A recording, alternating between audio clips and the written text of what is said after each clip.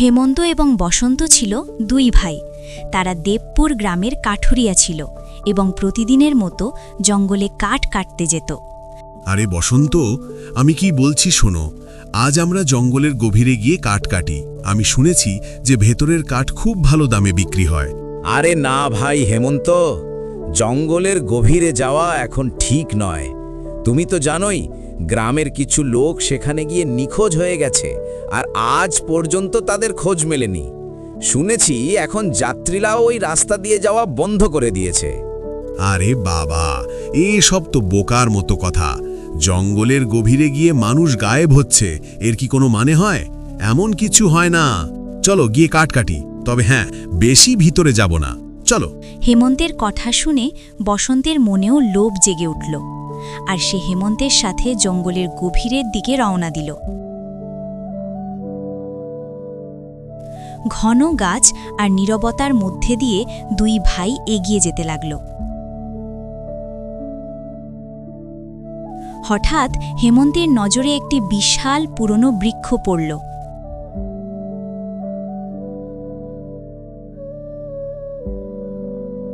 আরে দাদা, ওটা দেখো, কত প্রাচীন গাছ, এর কাঠ কত সুন্দর।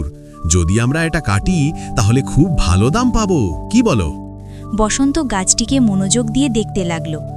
গাছটি সত্যিই অস্বাভাবিক ছিল। শিকড়গুলো অনেক দূর পর্যন্ত ছড়ানো, আর ডালপালাগুলো মাটি ছুঁয়ে আছে। হেমন্ত, তুমি ঠিকই বলছো, তবে গাছটা কি তোমার কাছে কিছুটা অদ্ভুত লাগছে না? বসন্ত এইটুকু বলতেই পারল, হঠাৎ সেই গাছের ওপর রঙিন আলোক রশ্মি পড়তে লাগল, আর মুহূর্তের মধ্যে গাছটি সোনার বৃক্ষে পরিণত হল।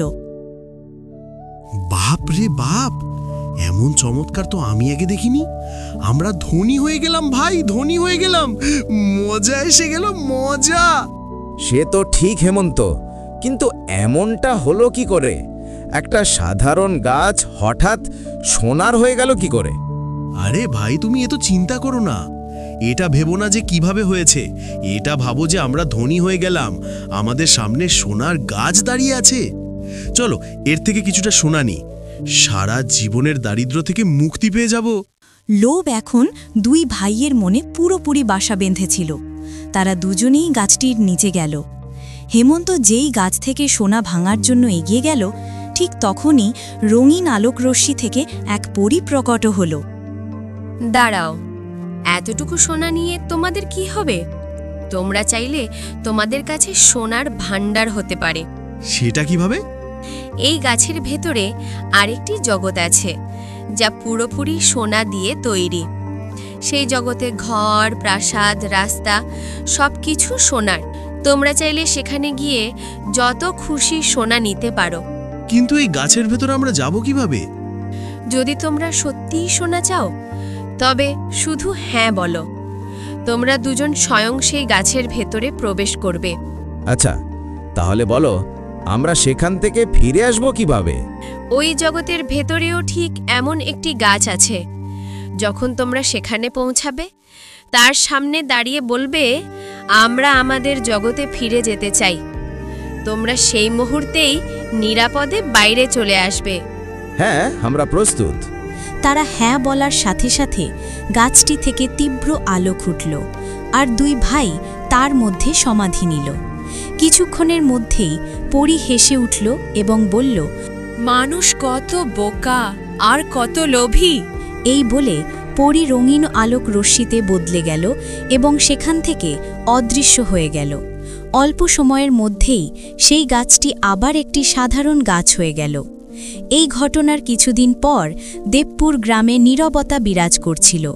গ্রামের সরপঞ্চ কেদারনাথ চৌতালে বসেছিলেন। তার সাথে গ্রামের কিছু প্রবীণ এবং কৃষক উপস্থিত ছিলেন। দেখুন ভাই, আপনারা সবাই জানেন যে আমাদের গ্রামের দুই কাঠুরিয়া হেমন্ত আর বসন্ত জঙ্গলে কাঠ কাটতে গিয়েছিল, কিন্তু এখনো ফেরেনি। আমরা তাদের অনেক খুঁজেছি, কিন্তু কোনো খোঁজ মেলেনি। এখন আমাদের জঙ্গল রহস্যময় এবং বিপজ্জনক হয়ে উঠেছে। হ্যাঁ মোড়ল মশাই, এ কথা তো ঠিক, কিন্তু এর সমাধান কি? আমি শুনেছি এখন সেই জঙ্গল দিয়ে যাওয়া যাত্রীরাও হঠাৎ করে নিখোঁজ হয়ে যাচ্ছেন। সরপঞ্চজি, আমার পরামর্শ হলো এখন আমাদের কোনো সাধু মহারাজের পরামর্শ নেওয়া উচিত। এখন আমরা হাত গুটিয়ে বসে থাকতে পারি না। হ্যাঁ কাকা, আপনার কথা ঠিক। আমার মনেও এই চিন্তা চলছিল, কিন্তু কোনো অলৌকিক সাধু বাবাকে আমরা খুঁজব কোথায়? বাবা, এখান থেকে কিছুটা দূরে একটি পুরনো নিম গাছের নিচে একজন খুব জ্ঞানী সাধু বাবা বসেন। বলা হয় তার কাছে জ্ঞানের ভাণ্ডার আছে। আমাদের তার কাছে যাওয়া উচিত। হয়তো তিনি বলতে পারবেন নিখোঁজ লোকজনের সাথে কি হয়েছে।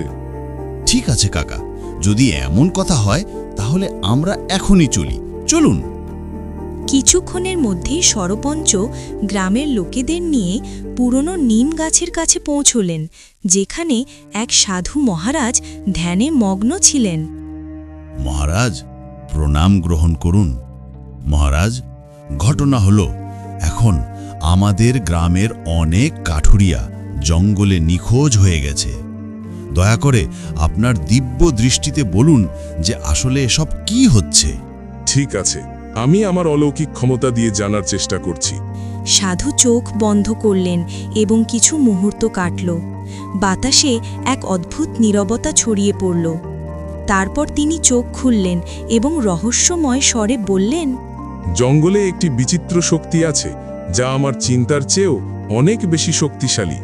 আমি দেখেছি যে জঙ্গলে একটি বিশাল বৃক্ষ আছে যা মানুষকে নিজের ভেতরে টেনে নেয়। যত লোক নিখোঁজ হয়েছে তারা সবাই সেই গাছের ভেতরে আছে, তবে তারা জীবিত আছে কিনা তা আমার শক্তি জানাতে পারেনি। সাধুর এই কথা শুনে সকলে ভয় আর আশ্চর্যে একে অপরের দিকে তাকাতে লাগল। সাধু আবার চোখ বন্ধ করে নিলেন। এখন দেখুন ভাই, আমাদের সবাইকে সতর্ক থাকতে হবে। যতক্ষণ না আমরা পুরো সত্য জানতে পারছি, কোনো কাঠুরিয়া জঙ্গলে যাবে না, ঠিক আছে? আর গ্রামের কোনো ব্যক্তি যদি অন্য গ্রাম বা রাজ্যের দিকে যায়, তবে সে যেন জঙ্গলের রাস্তা দিয়ে না যায়। হ্যাঁ বলো, সবাই বুঝতে পেরেছো তো? যাও এখন। সেই গ্রামে অতুল নামে এক কাঠুরিয়া থাকত। তার সাথে তার স্ত্রী রমা এবং 10 বছরের মেয়ে চমকিও ছিল। সেদিন অতুল ঘরের উঠোনে বসেছিল। ঠিক তখনই রমা এসে বলল, কবে পর্যন্ত এভাবে হাত গুটিয়ে বসে থাকবেন? আমাদের ঘরে তো এখন এক দানা শস্যও নেই। আমাদের মেয়ে সকাল থেকে খাবার চাইছে, এখন তাকে কি খাওয়াবো? হ্যাঁ, তুমি ঠিকই বলছো রমা। সরপঞ্চের আদেশের কারণে আমি জঙ্গলে যেতে পারিনি, কিন্তু এখন আমাকে জঙ্গলে যেতেই হবে, নয়তো কাজ চলবে কি করে? এই বলে অতুল কুড়াল তুলতে লাগল। এ কি করছেন আপনি? জঙ্গলে তো কাঠুরিয়ারা নিখোঁজ হয়ে যাচ্ছে। আপনি যাবেন না? আপনি কি অন্য কোনো কাজ করতে পারেন না? আরে রমা, আমি আর কি কাজ করব বলো? দেখো, আমাদের গ্রামটা এখনো এত সম্পন্ন নয় যে এখানে দিন মজুরের কাজ মিলবে। যখন থেকে লোকজন জঙ্গল থেকে নিখোঁজ হয়েছে তখন থেকে ব্যবসাও বন্ধ পড়ে আছে। তুমি চিন্তা করো না, আমি জঙ্গলের গভীরে যাব না, কিন্তু কাঠ কাটার জন্যে তো যেতেই হবে, তাই না? চলো। রমার মনে ভয় ছিল, কিন্তু সে ছিল অসহায়। ঘরে শস্য ফুরিয়ে গেছে আর তার মেয়ে ক্ষুধার্ত। রমা চোখের জল নিয়ে অতুলকে যেতে দিল। অতুল কুড়াল নিয়ে বাড়ি থেকে বেরিয়ে পড়ল।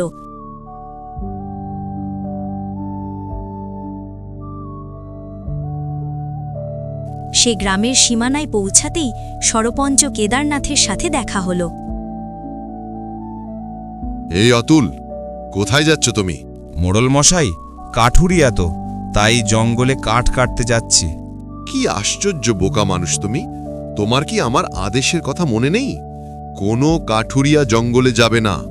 এই আদেশ আমি তোমাদের ভালোর জন্যই দিয়েছি, বোঝো? আমি জানি মোড়ল মশাই, আপনার আদেশ সবার ভালোর জন্য, কিন্তু আমার পরিবার তো ক্ষুধার্ত, আর এখন আমার কাছে জঙ্গলে যাওয়া ছাড়া আর কোনো উপায় নেই। দেখো, যদি তোমার পরিবার ক্ষুধার্ত থাকে তাহলে তুমি চিন্তা করো না, আমি আমার গুদাম থেকে কিছু শস্য তোমার বাড়িতে পাঠিয়ে দেব, ঠিক আছে? না না, একদম নয় মোড়ল মশাই। আমি কাঠুরিয়া, পরিশ্রমী কাঠুরিয়া, আর আমি কেবল ঈশ্বরের কাছেই হাত পাতি। ঈশ্বর আমাকে দুটো হাত দিয়েছেন, আমি পরিশ্রম করে রুটি রোজগার করতে পারি। আমি আপনার থেকে শস্য নেব না, মাপ করবেন।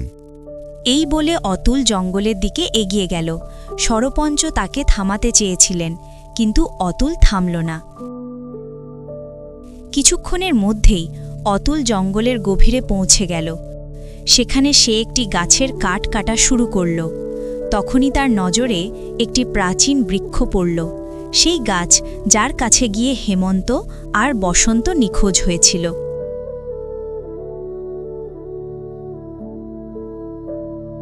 ও হো হো, এ তো বড়ই অদ্ভুত গাছ। পরের মুহূর্তে রঙিন আলোকরশ্মি ঝলসে উঠল, আর সেই গাছটি সোনার বৃক্ষে বদলে গেল। অতুলের চোখ বিস্ময়ে বড় হয়ে গেল। বাপরে বাপ, এ কেমন দৃশ্য! আমার চোখের সামনে একটি সাধারণ গাছ সোনার গাছে বদলে গেল। নিশ্চয়ই সাধু মহারাজ যাদের নিখোঁজ হওয়ার কথা বলেছিলেন তারা এই গাছের সাথেই জড়িত। এই বলে অতুল কুড়াল নিয়ে সেই গাছের কাছে গেল। তখনই তার সামনে রঙিন আলো ছড়িয়ে পড়ল এবং এক পরী প্রকট হল। এই গাছের সোনা নিয়ে তোমার কি হবে মানুষ? যদি তুমি সত্যি সোনার ভাণ্ডার চাও, তবে এই গাছের ভেতরে আরও একটি জগৎ আছে। এমন একটি জগৎ যার ক্ষেত, ঘর এবং জিনিসপত্র সব সোনা দিয়ে তৈরি। তুমি সেখানে গিয়ে এত সোনা আনতে পারো যে তোমাকে 7 জন্ম ধরে পরিশ্রম করতে হবে না। এই বলো, আমার গ্রামের হেমন্ত আর বসন্ত এবং সেই সাথে নিখোঁজ হওয়া বাকি লোকজন যাত্রীরা, তারা কি সবাই এই গাছের কাছে এসেই উধাও হয়েছিল? তাহলে কি তারা জীবিত আছে নাকি মারা গেছে? তারা জীবিত আছে। দেখো, আমার শোনার কোনো লোভ নেই। তুমি আমাকে এমন কোনো উপায় বলো যাতে আমি সেই নিখোঁজ লোকেদের আমাদের জগতে ফিরিয়ে আনতে পারি। তাদের পরিবারগুলো খুব চিন্তিত, আর গ্রামবাসীও খুব ভয় পেয়েছে। পরী অতুলের কথা শুনে একটু হাসল এবং তার চোখে করুণা নেমে এলো। তুমি প্রথম মানুষ যে সোনা নিতে অস্বীকার করল। সত্যি বলতে, এখানে যত লোক এসেছে সবাই লোভে পড়েছিল। যখন আমি তাদের সোনার জগতের কথা বললাম, তখন তাদের মনের লোভ আরও বেড়ে গেল, আর এখন তারা তাদের সেই লোভের ফল ভোগ করছে। এই গাছের ভেতরে সত্যি অন্য একটি জগৎ আছে। সেখানে একটি বিশাল দুর্গ আছে, এবং সেই দুর্গের ভেতরে একটি ভয়ঙ্কর কারাগার। সেখানেই তারা সবাই বন্দী এবং কিছুক্ষণের মধ্যেই মারা যেতে চলেছে। কি? কে তাদের বন্দী করেছে? ওই জগতের মালিক এক শক্তিশালী জাদুকর। সে মানুষের বলি দিয়ে অমর হতে চায়। পূর্ণিমার রাত আসতে চলেছে, আর সেই রাতেই সে সগার বলি দিয়ে অমর হয়ে যাবে। তুমি তো একজন পরী, তাহলে তুমি সেই জাদুকরকে সাহায্য করছো কেন? তুমি তার সাহায্য করার বদলে মানুষকে সোনার লোভ দেখাচ্ছ। এটা কেমন কথা? পরীর চোখ থেকে জল গড়িয়ে পড়ল। আমি অসহায়। জাদুকর আমাকে তার বশ করে রেখেছে। যদি আমি তার আদেশ পালন না করি, তাহলে সে আমাকে জ্বালিয়ে ছাই করে দেবে। কিন্তু তুমি চাইলে তুমি তাদের সবাইকে মুক্ত করতে পারো। কিভাবে? বলো, আমি কি করব? বলো। ওই জগতের ভেতরে একটি ঘন জঙ্গল আছে। সেই জঙ্গলে একটি আসল সোনার বৃক্ষ আছে। যে গাছটি তুমি এখন দেখছ, সেটা আসল নয়। এটা কেবল আমার জাদুকরি বিভ্রম। তাহলে আসল সোনার গাছটা কোথায়? এই বৃক্ষটি ওই অন্য জগতের ভেতরে। সেই গাছের সব সময় সোনার ফল হয়। জাদুকর কখনো তার কাছে যেতে পারে না, কারণ সেই গাছ মন্দকে ভস্ম করে দেয়। যদি তুমি কোনোভাবে সেই গাছ থেকে একটি সোনার ফল নিয়ে জাদুকরকে দাও, তবে সে তার বিনিময়ে তাদের সবাইকে মুক্ত করে দেবে এবং আমাকেও আমার বন্ধন থেকে আজাদ করে দেবে। আর সেই ফল দিয়ে কি করবে? সেটা জানা তোমার জন্য জরুরি নয়। শুধু মনে রেখো, সে তার কথা থেকে পিছু উঠবে না। যেই সে সোনার ফল পাবে, সে সবাইকে মুক্ত করে দেবে। অতুল গভীর চিন্তায় ডুবে গেল। তারপর তার চোখে দৃঢ়তা ফুটে উঠল। ঠিক আছে, যদি এমন হয় তাহলে আমি প্রস্তুত। অতুল ঠিক আছে বলার সাথে সাথেই সেই গাছ থেকে তীব্র রঙিন রশ্মি বের হল, আর পরের মুহূর্তেই অদৃশ্য শক্তি অতুলকে নিজের দিকে টেনে নিল। সে গাছটির ভেতরে প্রবেশ করল। পরের মুহূর্তেই অতুল নিজেকে এক বড়ই বিচিত্র জগতে দেখতে পেল। চারদিকে নীরবতা, বাতাসে এক অদ্ভুত গন্ধ। মনে হচ্ছে এই নগরে কেউ থাকে না, কিন্তু আমাকে পরীর বলে দেওয়া সেই সোনার গাছটি খুঁজতে হবে। অতুল সেই সোনার গাছের সন্ধানে সেই নগরের ঘন জঙ্গলের দিকে এগিয়ে গেল। জঙ্গলের ভেতরের দৃশ্য ছিল ভয়ঙ্কর। গাছের পাতার ফিসফিস শব্দ এমনভাবে শোনা যাচ্ছিল যেন কেউ কানে কানে কথা বলছে। কিছুক্ষণ পর অতুল দূরে একটি ঘন বৃক্ষ দেখতে পেল, যা ছিল সোনার এবং যার রশ্মি দূর দূরান্ত পর্যন্ত ঝলমল করছিল। মনে হচ্ছে এটাই সেই গাছ যার কথা পরী বলেছিল। অতুল দেখল যে সেই সোনার গাছের ওপর একটি বড়ই বিচিত্র সোনার ফল ঝুলে আছে। যেই সে সেই ফলটি স্পর্শ করার চেষ্টা করল, তখনই গাছটি থেকে গম্ভীর আওয়াজ গর্জে উঠল। দাঁড়িয়ে যাও মানুষ, এই ফলটি ভাঙার আগে তোমাকে আমার একটি ধাঁধার উত্তর দিতে হবে। যদি তুমি ভুল উত্তর দাও তবে তুমি এই মুহূর্তেই জলে ছাই হয়ে যাবে।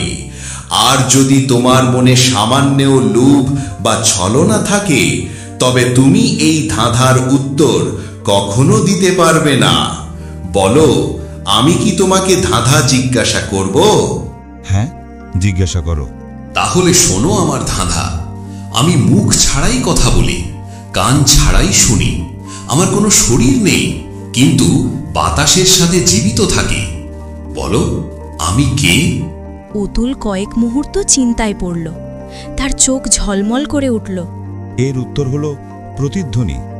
আহা, এই ধাঁধার উত্তর কোনো সাধারণ মানুষ দিতে পারত না। তোমার মন লোভ এবং ছলনা থেকে মুক্ত। তুমি আমার গাছের ফল ভাঙতে পারো। অতুল তৎক্ষণাৎ সেই সোনার ফলটি ভেঙে নিল। যেই সে ফলটি ভাঙল, পরের মুহূর্তেই সেখানে আরেকটি ফল জন্মালো। তুমি যে ফলটি ভেঙেছ সেটি মায়াবী ফল। এখন যে ফলটি জন্মালো তা সাধারণ ফল, তবে সেটিকে মায়াবী হতে 100 বছর সময় লাগবে।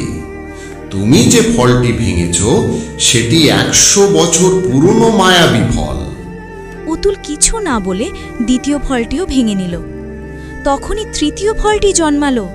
তুমি যেমন যেমন ফল ভাঙতে থাকবে তেমনই ফল জন্মাবে, কিন্তু মনে রেখো, তুমি যে প্রথম ফলটি ভেঙেছ সেটাই মায়াবী।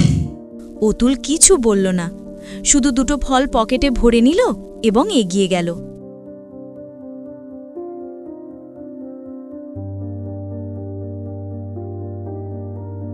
অতুল কিছুটা দূর যেতেই তার কানে এক বুড়ি মহিলার আওয়াজ শোনা গেল। দাঁড়িয়ে যাও।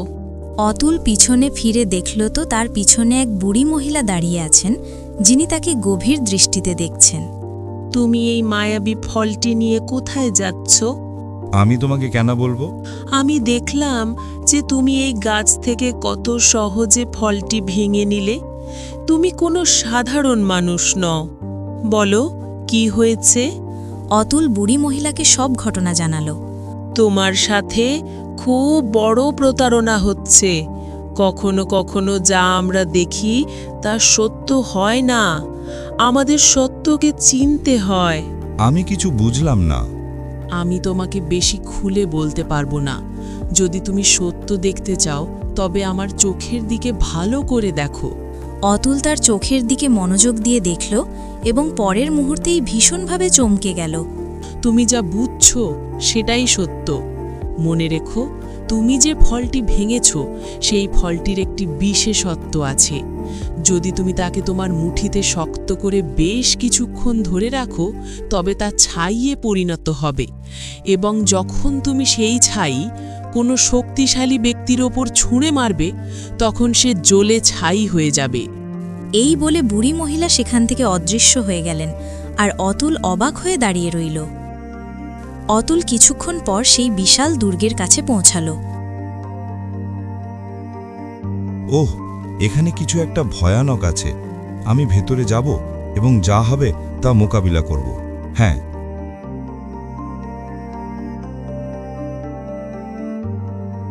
দুর্গের দরজা দিয়ে ভেতরে প্রবেশ করার সাথে সাথেই অতুল দেখল যে একটি খুব বড় খাঁচা ছিল, যেখানে হেমন্ত, বসন্ত এবং গ্রামের অন্যান্য কিছু লোক ও কিছু যাত্রী বন্দী ছিল।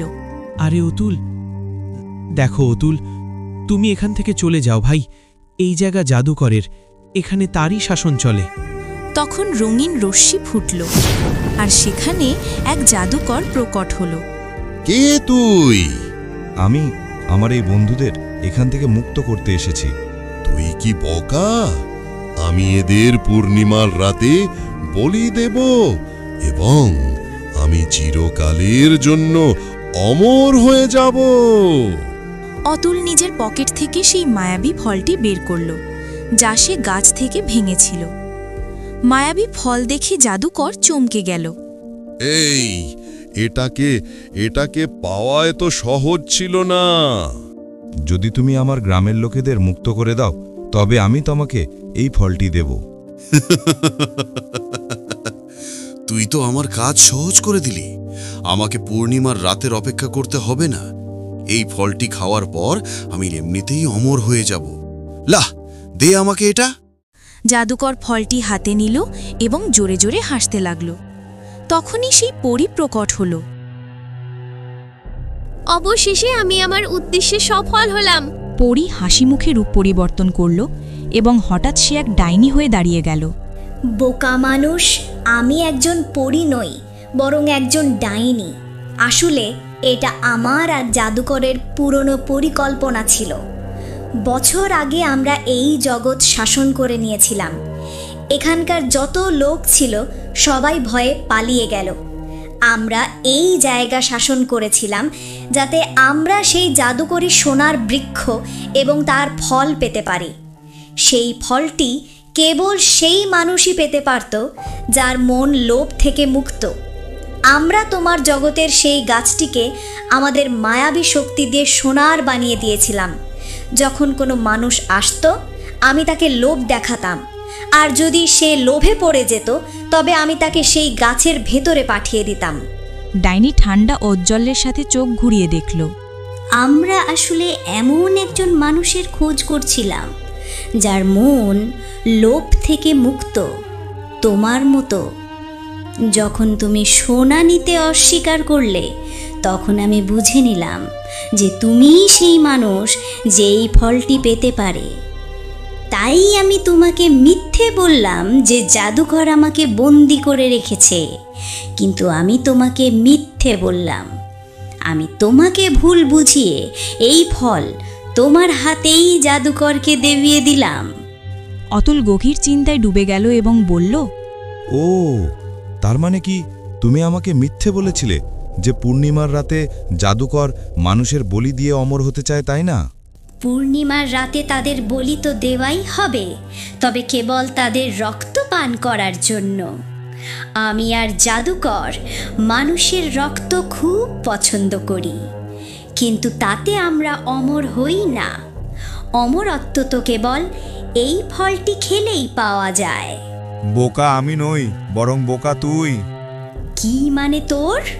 মানে আমি তোকে বলছি, আমার তোর কথাই সন্দেহ হয়েছিল। আমি জাদুকরকে যে ফলটি দিয়েছি তা মায়াবী ফল নয়। মায়াবী ফল তো এইটা। এই দেখে জাদুকর চমকে গেল, কিন্তু সে কিছু বোঝার আগেই অতুল ফলটিকে শক্ত করে চেপে ধরল। তখনই সেখানে বুড়ি মহিলাটি এলেন। বুড়ি মহিলাকে দেখেই ডাইনি পিছিয়ে গেল, তার মুখের রং উড়ে গেল। তখন আমার এই বুড়ি মহিলার সাথে দেখা হয়েছিল। ইনি বলেছিলেন আমার চোখের দিকে ভালো করে দেখতে, এবং সাথে এটাও বলেছিলেন কখনো কখনো যা আমাদের চোখে পড়ে তা সত্য হয় না। আর যখন আমি এর চোখের দিকে দেখলাম, তখন আমার চোখগুলো ঠিক তোমার মতো লাগলো যখন তুমি পরীর রূপে ছিলে। তখন আমি বুঝে গেলাম যে তুমি কোনো পরী নও, বরং পরীর রূপে অন্য কেউ। আসলে পরী হলো এই বুড়ি মহিলাটি, আর হয়তো তুমি তোমার জাদুর শক্তি দিয়ে একে বুড়ি বানিয়ে দিয়েছো। হঠাৎ অতুলের হাতের ফলটি ছাইয়ে পরিণত হল। জাদুকর আর ডাইনি দুজনেই ঘাবড়ে উঠল। অতুল অর্ধেক ছাই জাদুকরের ওপর এবং অর্ধেক ডাইনির ওপর ছুঁড়ে মারল। দুজনের শরীরেই আগুন ধরে গেল এবং কিছু মুহূর্তের মধ্যেই দুজনেই জ্বলে ছাই হয়ে গেল। তারা ছাই হওয়ার সাথে সাথে বুড়ি মহিলার শরীর থেকে রঙিন রশ্মি বের হল এবং তিনি আসল পরীর রূপে প্রকট হলেন। তুমি আমাকে মুক্ত করে দিলে অতুল। আমি ভেবেছিলাম যে এখন আমি আর আমার নগর কখনো মুক্ত হতে পারবো না। পরী তার ছড়ি এগিয়ে দিল এবং খাঁচাটি সেখান থেকে উধাও হয়ে গেল। সবাই মুক্ত হয়ে গেল। আমি তোমাকে পুরস্কারে অনেক ধন দেব। আরে না না না, আমার ধন চাই না। কিন্তু তোমাকে নিতে হবে। এটা আমার পক্ষ থেকে একটি ছোট উপহার। আমি জানি তোমার একটি মেয়েও আছে, তুমি তার জন্য নিয়ে নাও। অতুল হাসল। পরী তার ছড়ি থেকে রঙিন রশ্মি বের করল এবং তার সামনে প্রচুর সোনা, হীরা ও রূপার ভাণ্ডার প্রকট হল। এইগুলো সব তোমাদের। এবার তোমরা সবাই চোখ বন্ধ করো। যখন চোখ খুলবে তখন নিজেদের বাড়িতেই দেখতে পাবে। পরী তার ছড়ি এগিয়ে দিল এবং রঙিন তরঙ্গ সেখানে ছড়িয়ে পড়ল। পরের মুহূর্তেই সবাই নিজেদের ঘরে পৌঁছে গেল। অতুল প্রচুর সোনা, হীরা এবং রূপা নিয়ে নিজের বাড়ি পৌঁছাল।